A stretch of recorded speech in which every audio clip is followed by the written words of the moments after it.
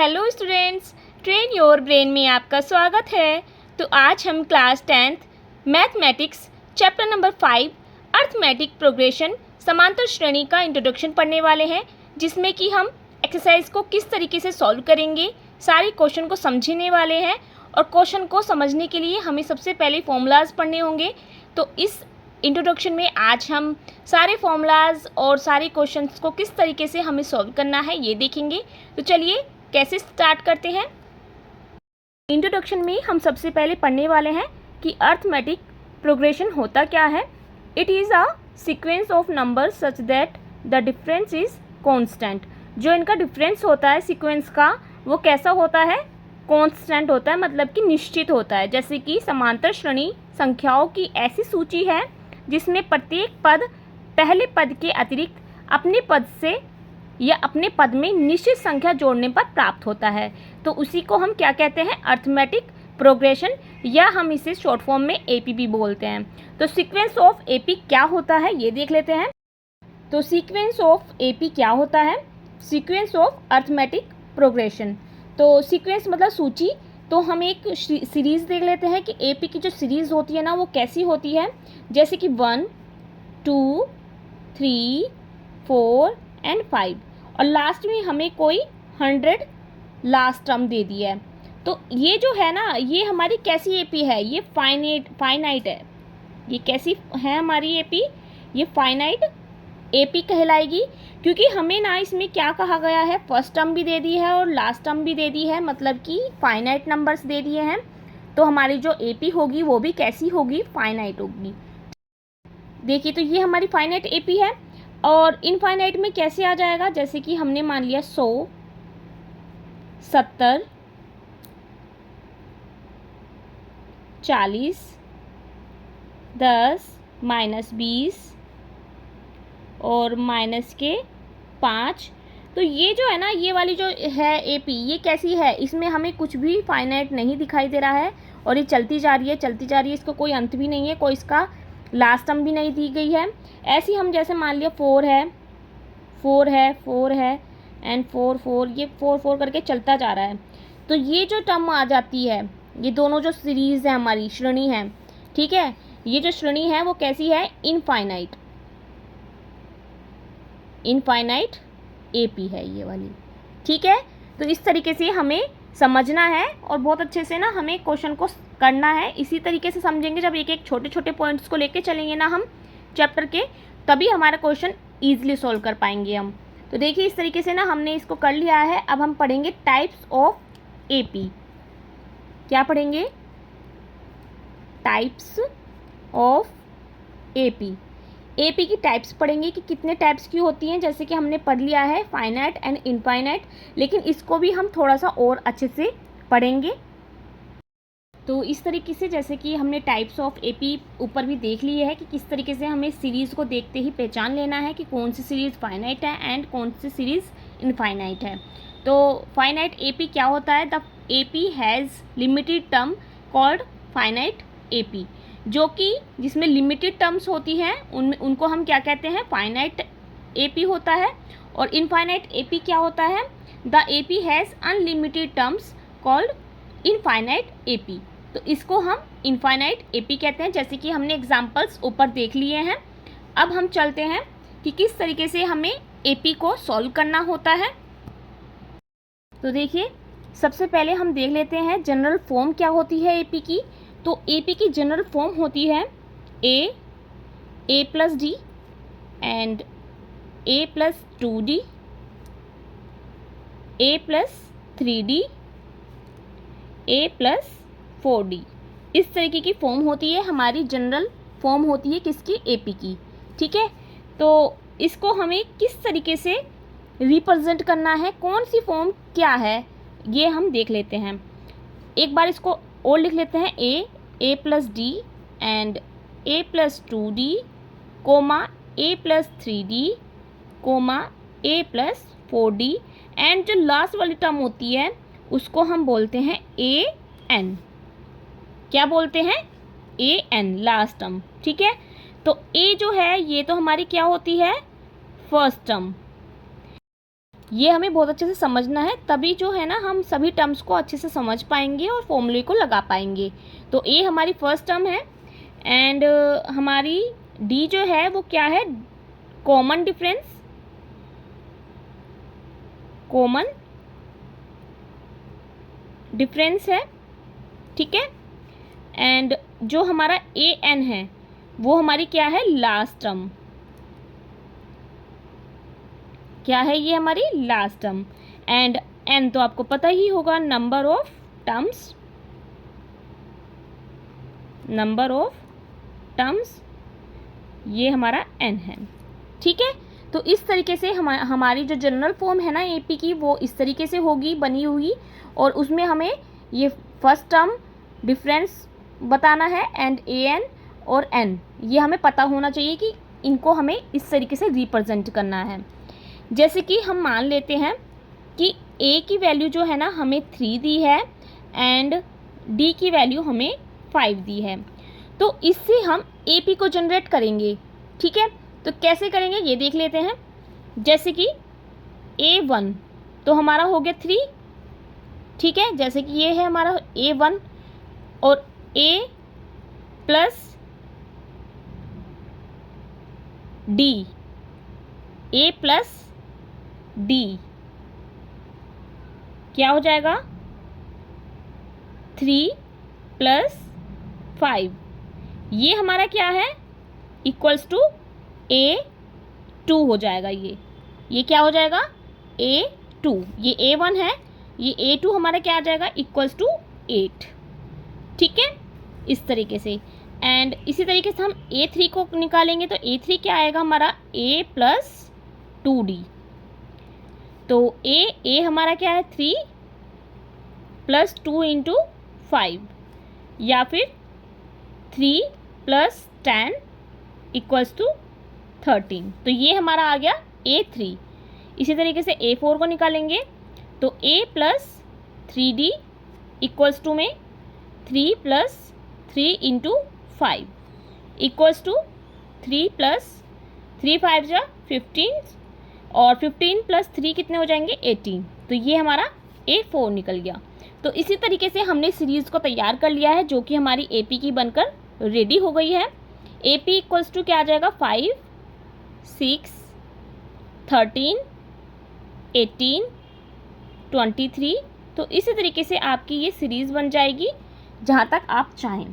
तो इस तरीके से हमें A और D पता होगा तो हम पूरी AP को जनरेट कर सकते हैं, आपने देख लिया है। अब हम क्या करेंगे, जो AP है, अब हमें एक एग्जांपल ले लेते हैं। AP इक्वल्स टू, अगर हमें कोई इक्वेशन दी है 4, कोई सीरीज़ हमें दी है AP की 4 8 12 16 एंड 20, हमने 4 का टेबल लिख लिया है AP में, क्योंकि आप देख सकते हैं इसमें जो डिफरेंस आ रहा है ना वो किसका आ रहा है, 4 का। 4 के टेबल में 4 का डिफरेंस होता है। अब हमें अगर D निकालना है यहाँ से, तो D कैसे निकालेंगे हम, A2 जो दूसरी वाली है ना, A2 को हम A से माइनस कर देंगे या A1 में से माइनस कर देंगे, दूसरे वाले को पहले से, तीसरे वाले को दूसरे से, चौथे वाले को तीसरे से, पांचवें वाले को चौथे से। अगर हम माइनस करेंगे तो हमारे पास क्या आएगा, D आ जाएगा, ठीक है। तो जैसे कि 8 माइनस 4 करेंगे तो क्या आ जाएगा, 4, D की वैल्यू क्या आ गई, 4। अगर हमें यहाँ से निकालना है तो A3 माइनस A2 करेंगे, A3 क्या है, 12 माइनस 8 इक्वल्स टू 4, तो यहाँ से भी हमारे D निकल कर आ गया। इसी तरीके से अगर हमें D नहीं दिया है और सीरीज़ दी गई है तो हम D की वैल्यू इस वाले फॉर्मूले से निकाल सकते हैं, जिसमें कि आप देख सकते हैं क्या है फॉर्मूला, A2 माइनस A1, ठीक है। दूसरे वाले को पहले से, तीसरे वाले को दूसरे से, और चौथे वाले को तीसरे से माइनस करेंगे, और पांचवें वाले को चौथे से माइनस करेंगे, तो हमारे पास D निकल कर आ जाएगा। तो इस तरीके से आपको ये पता होना चाहिए। ये छोटे छोटे से फॉर्मूलाज हैं, लेकिन ये बहुत काम आने वाले हैं आपके आगे एक्सरसाइज में, तो आपको बहुत अच्छे से ना इसको समझते चलना है, तभी आप क्वेश्चंस को ईजिली सॉल्व कर पाएंगे। अब हम एक फॉर्मूला और देख लेते हैं जो कि मोस्ट इम्पोर्टेंट है एक्सरसाइज के लिए। क्या है, find the number of terms.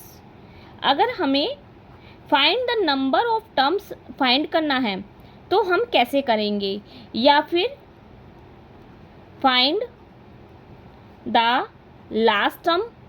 अगर हमें लास्ट टर्म ए एन निकालना है तो हम क्या करेंगे, कैसे निकालेंगे। इसके लिए ना एक फॉर्मूला होता है, a n equals to a plus n minus 1 d, ये फॉर्मूला होता है। इसी को अप्लाई करके ना हम फर्स्ट टर्म या लास्ट टर्म कोई भी टर्म अगर हमें निकालने को बोल दिया जाए तो हम इसको अप्लाई करके ईजिली कोई भी वैल्यू निकाल सकते हैं। कोई भी nth टर्म या 10वीं टर्म 12वीं टर्म जो भी हमें टर्म कहेंगे ना वही हम ईजिली इससे निकाल पाएंगे। तो ये फॉर्मूला आपको अच्छे से याद करना है। ये इसका फर्स्ट फॉर्मूला है, बहुत ही इम्पोर्टेंट है और सारे क्वेश्चन इसी से हो जाने वाले हैं। और दूसरा जो फॉर्मूला है ना, ये हमारा फर्स्ट फॉर्मूला था। सेकंड फॉर्मूला हमारा क्या आ जाएगा, सेकंड फॉर्मूला है हमारा sum of first nth term of AP. Sum, अगर हमें योगफल निकालना है, sum of first nth term की हमें क्या निकालना है, टर्म्स ऑफ एपी। अगर हमें सम निकालना है nth टर्म का या कोई भी 8 या 10 या 12 जितने भी टर्म का हमें सम निकालना है एपी का, तो हम उसका फॉर्मूला कैसे लगाएंगे, a n equals to n by 2 and 2a plus में n माइनस 1 डी, ये हमारा फॉर्मूला है। ठीक है, तो इसको भी हमें याद रखना है। ये इसका दूसरा फॉर्मूला है और बहुत ही अच्छे से ना इसको लगाना हम एक्सरसाइज में सीख लेंगे कि किस तरीके से हमें इनको अप्लाई करना है। वैसे हम एक एग्जांपल ले लेते हैं, उससे भी आप समझ पाएंगे।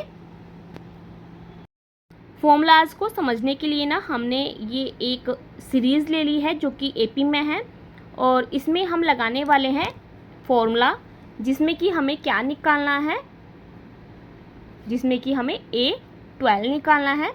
तो A12 आप कैसे निकालेंगे ये देख लेते हैं।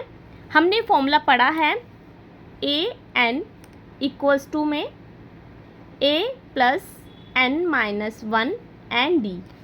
ठीक है, आप इसे TN भी बोल सकते हैं। ओके, तो ये हमारा फॉर्मूला है। ये फर्स्ट फॉर्मूला था जो हमने पढ़ा था एपी का, जिसमें कि हमें कोई भी nth टर्म दे दिया जाए या निकालने के लिए बोल दिया जाए तो हम इसे ईजिली इस वाले फॉर्मूले से निकाल पाएंगे। तो चलिए किस तरीके से हम फॉर्मूले को अप्लाई करते हैं ये देख लेते हैं। सबसे पहले हमें जो सीरीज़ दी है ना उसे देखेंगे। तो ए इसमें क्या है, ए है 5 एंड डी हम निकाल लेंगे। डी कैसे निकालते हैं, A2 माइनस A1। ठीक है, तो D इक्वल्स में A2 क्या है हमारा 8 माइनस 5 इक्वल्स में 3। तो D की वैल्यू हमारी क्या आ गई 3। ओके, अब हम फॉर्मूले में अप्लाई करते हैं, क्योंकि हमें A भी पता चल गया और N तो हमें पता ही है।